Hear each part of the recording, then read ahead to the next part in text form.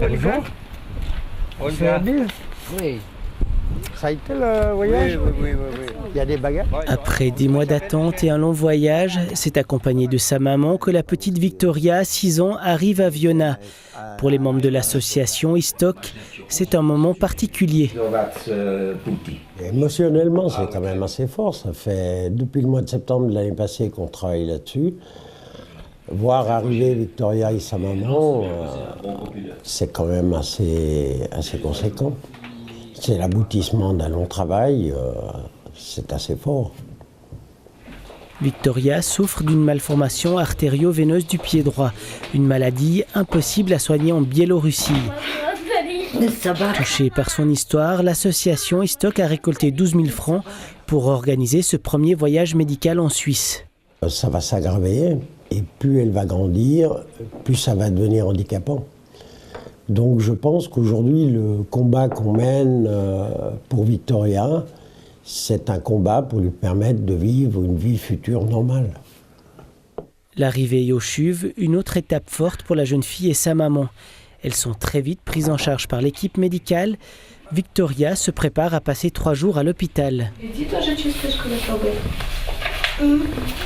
Elles sentent pas que je touche.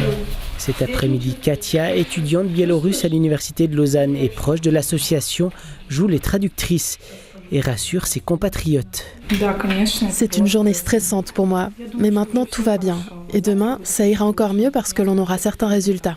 Depuis un mois, la plaie a évolué. Après avoir consulté le dossier médical, les médecins découvrent le pied malade, en attendant de pratiquer des examens approfondis le lendemain. On va demain faire avec mes collègues de radiologie une investigation, c'est-à-dire 2 examens.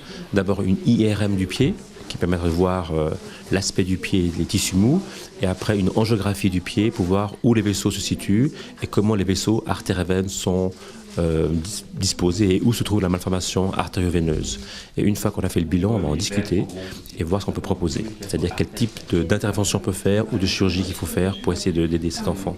On est enfin, je dirais, depuis des mois, on est rentré dans le concret, dans quelque chose qui va de l'avant et puis d'ici quelques jours, on saura exactement tout ce qu'on va pouvoir faire.